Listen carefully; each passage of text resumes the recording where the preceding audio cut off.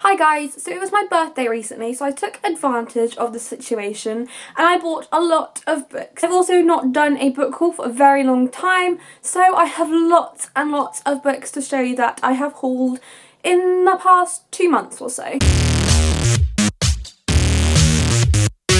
So I'm going to start with review books, and the first one that I got was The Sky is Everywhere by Jandy Nelson. I read this one about a year or two ago, and this is the new edition of the book, which is published by Walker Books, so thank you very much to them. This book is about a girl called Lenny whose sister has recently died. It's a contemporary novel that will probably make you cry, but that's a very good thing. It's such an emotional book, and I can't wait to read it again in the future now that I have my own copy. Then from Puffin Books, I got The Vault by Emily Mackay, which is the third book in a trilogy, and I haven't read the first two, but this is a vampire type novel, I think. I'm not too sure because I haven't read the first two books. The first one is The Farm and the second one is The Lair. I will be reading them hopefully soon because I'm always looking for a really interesting vampire novel to read, because a lot of the time they are all kind of the same and I think the genre can get kind of cliche, but I'm hoping that this one will be different. Also from Puffin, I got Atlantia by Ali Condé. So the premise of this novel is a city underground. It's called Atlantia, and Rio, the main character, dreams of living above, and I think that humans have kind of destroyed the above world, and so people can't live there anymore and they all live in this underground world. I wasn't a huge fan of Ali Condé's first book, Match, and I just couldn't finish it or the other books in the series, but I'm really looking forward to reading Atlantia because I love kind of mermaid type books. I know it's like a solely mermaid book, but anything underwater kind of mystical stuff just really intrigues me. It sounds absolutely amazing too, and I love the idea of it. From David Fickling Books, I got The Art of Being Normal by Lisa Williamson, which is a debut novel out in 2015. This is actually a signed ARC copy, so I was really pleased when I opened it up to find that it was signed. I'm going to read a bit from the back of this because I think it sums it up quite well. Everyone has secrets, and sometimes secrets can turn into lies. For the boys in this book, their secrets reach the very core of their identities, and their lives take them on a journey that you follow, holding your breath, laughing, crying, and at times aching with the hurt.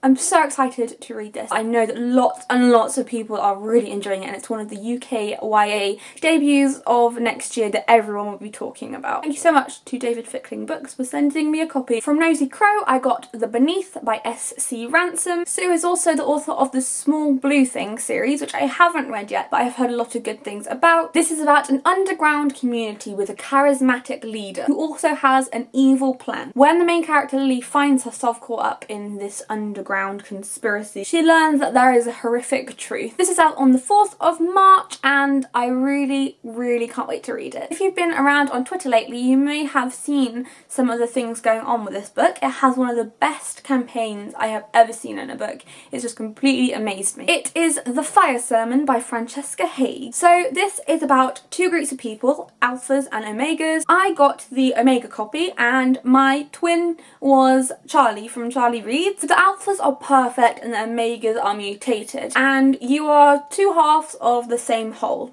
So what happens to one happens to the other. So if one dies, the other dies too. The omegas are segregated and they live in squalor. These are really dangerous times, so it means that it's super important that the alphas and omegas look after each other. It's about two people called Cass and Zach. I'm so super excited to read it. This sounds phenomenal, and I know that loads and loads of people have enjoyed it too. So thank you so much to Harper for sending me this one. And the final review copy I got was The Mime Order by Samantha Shannon. Mime Order is the second book in the Bone Season series. So the Bone Season world is an alternate world. It's very similar to our own, but things change in the 1800s, set the world on a different path. Paige, the main character, is a seer, which means that she has a special ability, and the government really hate these people and send them to these camps where they have to live. I absolutely adored the Bone Season, so the Mime Order is one sequel that I cannot wait to read in 2015. The covers are also really gorgeous. They are really big books though, so it's one of those books that I will probably put off reading for ages no matter how much I want to read it. Thank you so much to Bloomsbury for this one. And now on to books that I bought. The first book that I bought was Blue Lily, Lily Blue by Maggie Stiefvater. I've already read this one.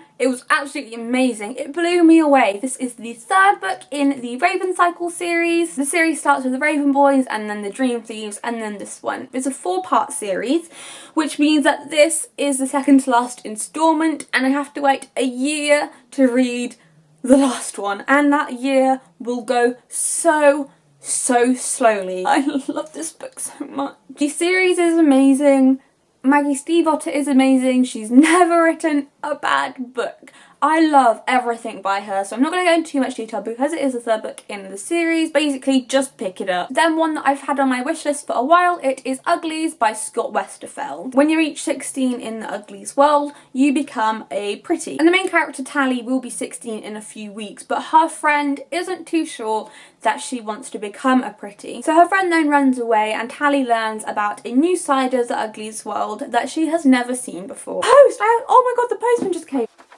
The postman didn't bring me anything and I thought he did. Basically, where I was going before the postman interrupted me by not bringing me books, not that I'm expecting anything. So I bought Afterworlds, which is Scott Westerfeld's latest book, and I thought that I'd better read Uglies and Uglies series before I read that, just because I'm way behind on books like that came out before I started reading YA. So I'm going to read Uglies quite soon, I think, because I've had it on my wish list for quite a while and I'm really looking forward to reading it. I wasn't going to buy this book because I bought a copy for my Kindle, but then I went into the bookshop and I saw something that completely amazed me. And this book is Vowed by Liz DeJager, which is the second book in the Banished series. I loved Banished. I'll leave a link to my review in the description below. So when I went into the bookshop, I just happened to pick this up because it wasn't out yet, and I opened it up onto this page and I found something that made me jump up and down and squeal in the middle of a bookshop. So my quote from my Banished review was featured in Vowed, and I am amazed when this happens. When I first started blogging, I never imagined that I could actually be featured in a book. That would have been like, really?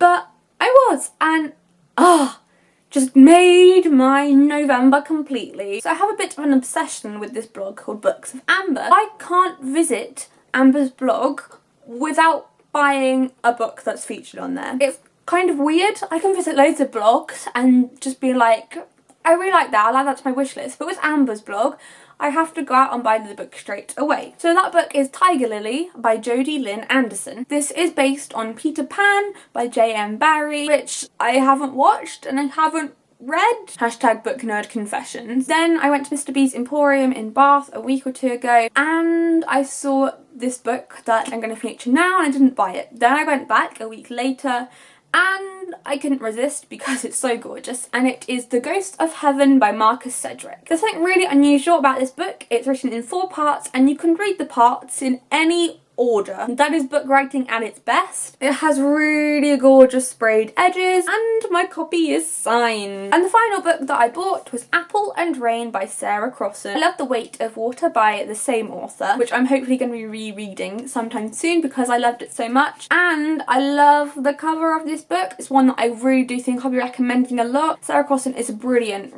author who also wrote The Breathe, Duology. So this is about a girl called Apple whose mother left 11 years ago, and the book is about her mother's return and Apple's question of why did she leave in the first place. And one of the books I was given from Jim at YA was The Age of Miracles by Karen Thompson Walker. So in this book, the rotation of the earth has begun to slow. So obviously this is going to have complications and days become longer than 24 hours and the main character Julia has to come to terms with this new world. Thank you so much to Jim for giving me this one. So that was my book haul. I hope you enjoyed it as much as I enjoyed filming it, and I will see you soon. Happy reading!